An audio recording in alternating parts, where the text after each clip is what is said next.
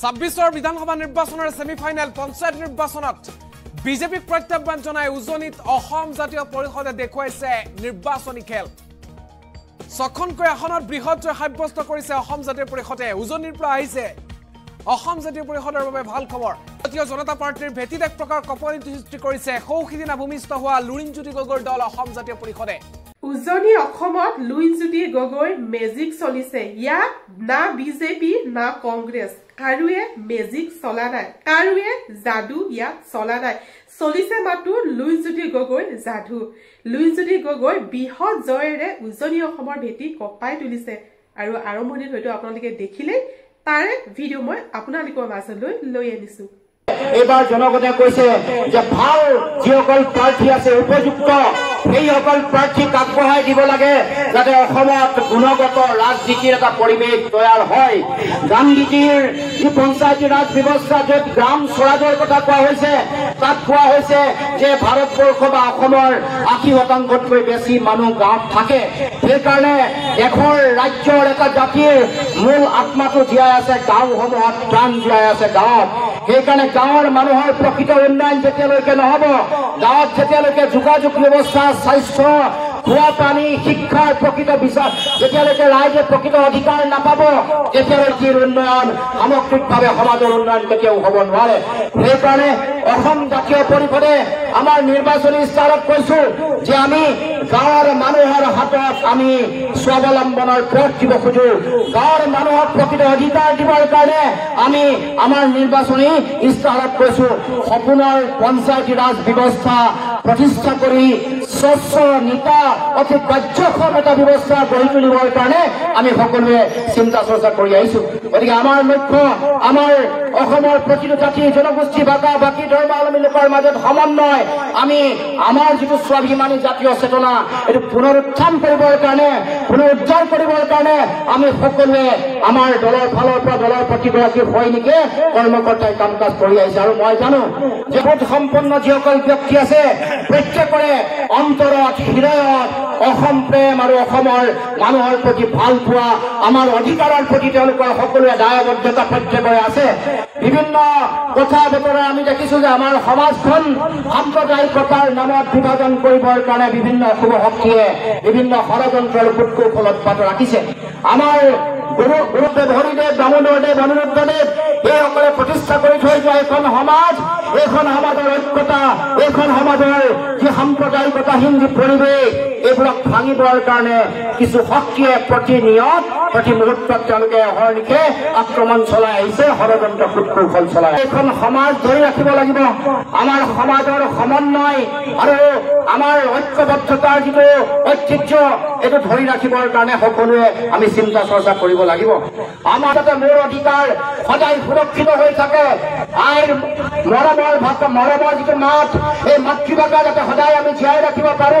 অসমৰ খিলঞ্জীয়া প্ৰতিটো জাতি জনগোষ্ঠীৰ তেওঁলোকৰ মাতৃভাষাও যাতে জীয়াই ৰাখিব পাৰো, সেইটোৱে হ'ল আমাৰ দলৰ মূল চিন্তা আৰু আদৰ্শৰ তেজ সংকল্প। সেই লক্ষ্যৰ উদ্দেশ্য লৈ আমি কাম কাজ কৰি আহিছো। গতিকে ৰাইজ আপোনালোকে সকলোৱে নিজে দেখিছে যে কেনেকৈ সাধাৰণ জনগণে জীৱন জীৱিকা আগবঢ়াই লৈ যাব লগা হৈছে। খোৱা বোৱা সামগ্ৰী দি জুইচাই দাম, সেই দামৰ কাৰণে 180% খোৱা বোৱা বস্তুৰ দাম বাঢ়িছে। পেট্ৰল ডিজেল চিলিণ্ডাৰ দাম কিমান বাঢ়িলে আপোনালোকে সকলোৱে জানে। 440 আৰু 450 চিলিণ্ডাৰ দাম 1100 কেনেকৈ তৎক্ষণাৎ পাৰ হৈ গুচি গ'ল আপোনালোকে সকলোৱে দেখিছে।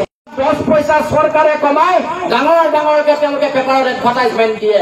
যেতিয়া 50 পইচা বাঢ়ে না নৱজিৎ কলিতাই জানে, না নগেন দাই জানে, না লুৰিণ গগৈ গম পায়, না সাধাৰণ জনগণে গম পায়। গতিকে ৰাইজ এই যে তেওঁলোকৰ যিটো চৰকাৰখনৰ যিটো ভূমিকা, তেওঁলোকৰ যি ধৰণৰ তেওঁলোকৰ কাম কাজ, সেইবোৰৰ পৰা ৰাইজৰ নিজৰে অভিজ্ঞতা হৈছে। ৰাইজে গম পাইছে যে কেনেকৈ চৰকাৰ চলি আছে, কেনেকৈ সমাজ চলি আছে। আমাৰ ওচৰত ব্যৱসায়ীসকল আছে, তেওঁলোকে গম পায় যে এতিয়া তেওঁলোকে ব্যৱসায় কৰি আছে নে তেওঁলোকে GST অফিচলৈ যোৱা তেওঁলোকে কেৰাণীৰ ভূমিকা পালন কৰিব লাগে, সেই কথা তেওঁলোকে গম পায়। গঢ়লৈ উঠিছিলে 5,000 কোটি টকা এতিয়াও পাবলৈ বাকী আছে আমাৰ ঠিকাদাৰসকলে।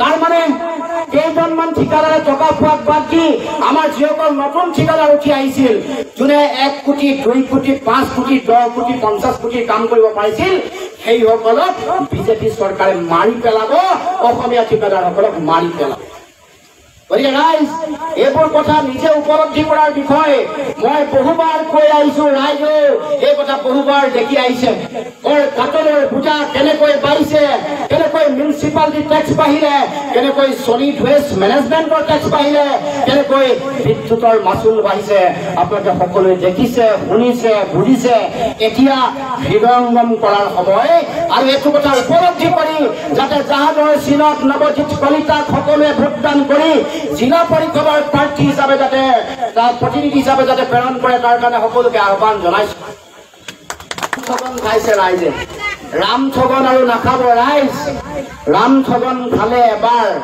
এবাৰ 21ৰ নিৰ্বাচনত মাইক্ৰ' ফাইনেন্সৰ ঋণ ৰেহাই দিম বুলি কৈছিল সকলোকে দিব আৰু সম্পূৰ্ণ দিব সম্পূৰ্ণ নিদিলে সকলোকেও নিদিলে সম্পূৰ্ণটো কাকোৱে নিদিলে আৰু সকলোকে দিম বুলি কোৱা কথাটো অসাৰ হ'ল মানে এপাচি শাকত এটা জলকীয়া তাকো সম্পূৰ্ণ নিদিলে এইটো 21ত যদি এইটো মিছা কথা বা ৰাম ঠগন নিদিলে হলে বিজেপিৰ চৰকাৰ নহয় 21ৰ গোটেই নিৰ্বাচনটোৰ গোটেই খেলটো ব্ৰহ্মাস্ত্ৰ হ'ল মাইক্ৰ' ফাইনেন্সৰ ঋণ ৰেহাই সেইটোৱে ৰাইজক ৰাম ঠগন দিছে তাৰ পাছত আপোনালোকে দেখিছে যে আমাৰ গছপুলি ৰোৱাৰ পইচা দিলে নেকি গছপুলি ৰোৱাৰ পইচা দিলে নেকি ৰাইজ আৰু কলহ যাত্ৰা কৰিছিলে নেকি ইয়াত কোনোবাই কলহ যাত্ৰা কৰা কথা সুধিলে অকণমান লাজ পায় নাই দিয়া নহয় কৈছে সাহসেৰে কৈছে কলহ যাত্ৰা কৰাৰ পইচাও দিয়া নাই লাখপতি বাইদেউ বনাম কৈছিলে বনালে নেকি 10,000 সোমাব কৈছিলে সোমাইছে নেকি এতিয়া এইকেইদিন ইলেকশ্যনৰ মডেল কোড অফ কণ্ডাক্ট ভাঙি পিনে তেওঁলোকে ট্ৰেইনিং দি আছে আৰু কৈ আছে যে আপোনালোকৰ একাউণ্ট চেকাউণ্টবোৰ যদি বন্ধ হৈ আছে খুলি দিয়ক পঞ্চায়ত নিৰ্বাচন গ'লে পইচা হুৰহুৰকে সোমাব বুলি কৈছে আৰু ফোন কৰি কৈছে যে ওলাই নাহিব লৰিণৰ লগ নিদিব লগ দিলে অৰুণোদয় ভিডিঅ'টো আপোনালোকে দেখা পালে ভিডিঅ'টো চাই কেনেকুৱা পালে মোক কমেণ্ট কৰি জনাব প্ৰথমবাৰ যদি চেনেললৈ আহিছে চেনেলটো ছাবস্ক্ৰাইব কৰি ৰাখিব এনেকুৱা ধৰণৰ ভিডিঅ' চাবৰ বাবে মই যিহেতু এনেকুৱা ধৰণৰ ভিডিঅ' আপোনালোকৰ মাজলৈ প্ৰস্তুত কৰোঁ সেয়েহে এই ভিডিঅ'টো মই আপোনালোকৰ মাজলৈ আগবঢ়ালোঁ আজি ভিডিঅ'টো এটা সামৰণি মাৰিছোঁ পুনৰ লগ পাম নতুন এটা ভিডিঅ'ৰ সৈতে আজিলৈ বাই বাই